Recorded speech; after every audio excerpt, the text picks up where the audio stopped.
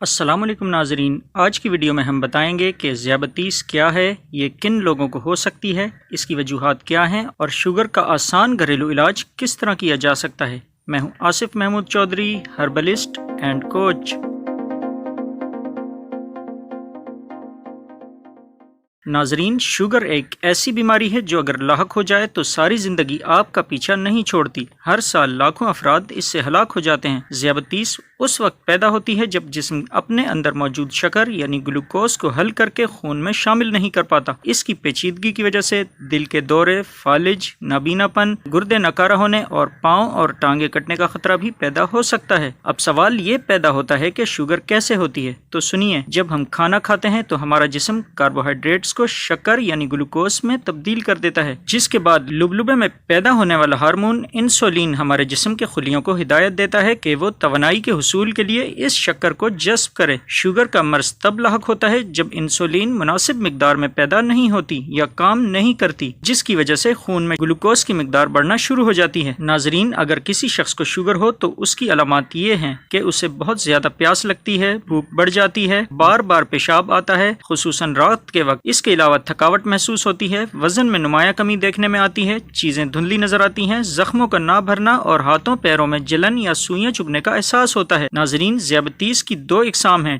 Type 1 ذیابطیس اور type 2 ذیابطیس۔ Type 1 ذیابطیس میں لبلبہ insulin نہیں بناتا یا پھر بہت ہی کم مقدار میں بناتا ہے۔ ایسے شخص کو شوگر کنٹرول کرنے کے لیے انسولین لگانی پڑتی ہے۔ ذیابطیس کے مریضوں میں 10% ٹائپ 1 ڈائبٹیز کا شکار ہیں۔ شوگر کی دوسری قسم ٹائپ 2 ڈائبٹیز ہے۔ اس میں لبلبہ یا تو ضرورت کے مطابق انسولین نہیں بناتا یا پھر جو بناتا ہے وہ ٹھیک طریقے سے کام نہیں کرتی۔ اس اصطلاح کو انسولین ریزسٹنس کہا جاتا ہے۔ شوگر کے 90% مریضوں میں یہی قسم پائی جاتی ہے۔ ناظرین، اگر خون میں شوگر کی سطح لمبے عرصے تک نارمل نہ رہے تو اس سے جسم میں کئی پیچیدگیاں ہو سکتی ہیں۔ خون میں شوگر کی زیادتی خون کی شریانوں کو نقصان پہنچاتی ہے۔ خون کا بہاؤ ٹھیک نہ ہونے سے خون اعضاء تک نہیں پہنچ پاتا جہاں خون کی ضرورت ہوتی ہے، جس سے اعصاب کو نقصان پہنچنے کا خطرہ ہوتا ہے، جس کی وجہ سے درد اور احساس ختم ہو جاتا ہے، بینائی بھی جا سکتی ہے اور پیروں میں انفیکشن ہو سکتا ہے۔ ناظرین، تحقیق کے مطابق نابینا پن، گردے فیل ہونا، دل کے دورے، فالج اور پاؤں کٹنے کی بڑی وجہ شوگر ہی ہے۔ سن 2016 میں ایک اندازے کے مطابق 16 لاکھ افراد شوگر کی وجہ سے ہلاک ہوئے تھے۔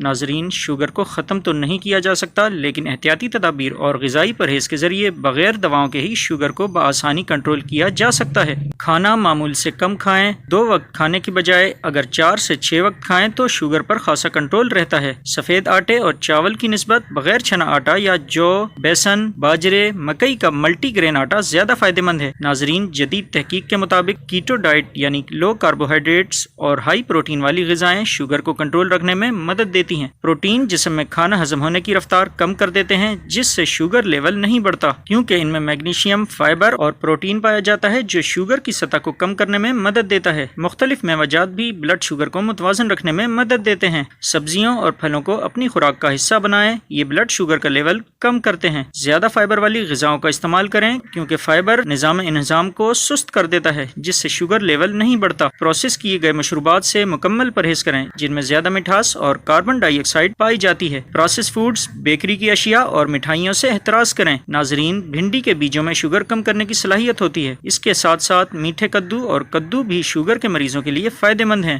تخم بالنگا اور السی کے بیجوں کا روزانہ استعمال ہائی بلڈ شوگر کو کنٹرول کرنے میں اہم کردار ادا کرتا ہے۔ ناظرین، اس کے علاوہ کریلے میں ذیابطیس کے علاج کی صلاحیت ہوتی ہے۔ تحقیق کے مطابق کریلا کھانے سے جسم کے اندر ایک کیمیائی رد عمل پیدا ہوتا ہے جو بلڈ گلوکوز کی سطح کم کرنے کے ساتھ انسولین کی سطح کو کنٹرول کرنے میں مددگار ثابت ہوتا ہے۔ نیز کریلے میں موجود اجزاء لبلبے کے خلیات کی تعداد بڑھانے کے حوالے سے بھی مفید ہیں جو انسولین پیدا کرتے ہیں۔ ناظرین، جب شوگر کی دوائیں اور انسولین کو کوئی جانتا بھی نہیں تھا، تب بھی اسے جامن کے درخت کی چھال اور گٹھلی ذیابطیس کی دواؤں میں شامل کی جاتی رہی ہے۔ جامن کی گٹھلی میں جمبولان نامی ایک مادہ پایا جاتا ہے جو شوگر کے لیے انتہائی مفید ہے۔ ہومیوپیتھی میں بھی جامن سے شوگر کی دوائیں تیار کی جاتی ہیں۔ ناظرین، جسمانی ورزش بھی خون میں شوگر کے تناسب کو کم کرنے میں بنیادی کردار ادا کرتی ہے۔ ہفتے میں کم 3 سے 4 گھنٹے ایروبکس کرنا، چہل قدمی یا سیڑھیاں چڑھنا مفید ہے۔ نارمل وزن شوگر لیول کو کم کرنے میں مدد دیتا ہے۔ زیادہ وزن والے شوگر کے مریض اپنا وزن کم کر کے شوگر کنٹرول کر سکتے ہیں۔ ذیابیطیس کے مریض تمباکو نوشی سے دور رہیں اور اپنے کولیسٹرول لیول کو بھی کم رکھیں تاکہ دل کے عارضے کا خطرہ نہ ہو۔ ناظرین، طب یونانی میں شوگر کو کنٹرول کرنے کے لیے تخم جامن اور گڑ ماربوٹی ہم وزن مقدار میں لے کر پیس لیں اور صبح شام آدھا چائے کا چمچہ پانی سے لیں۔ یہ شوگر کے مریضوں کے لیے اکسیر ہے۔ اس کے علاوہ کلونجی اور میتھی دانہ بھی ہم وزن مقدار میں لے کر پیس لیں اور صبح شام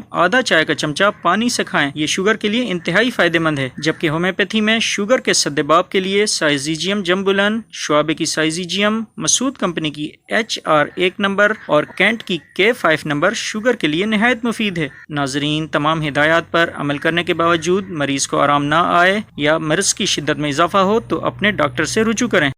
ناظرین، صحت اور اس کے مسائل سے متعلق اس طرح کی مزید ویڈیوز دیکھنے کے لیے ویڈیو کو لائک کر دیں، چینل کو سبسکرائب کر دیں اور بیل آئیکن کو پریس کر دیں۔ شکریہ۔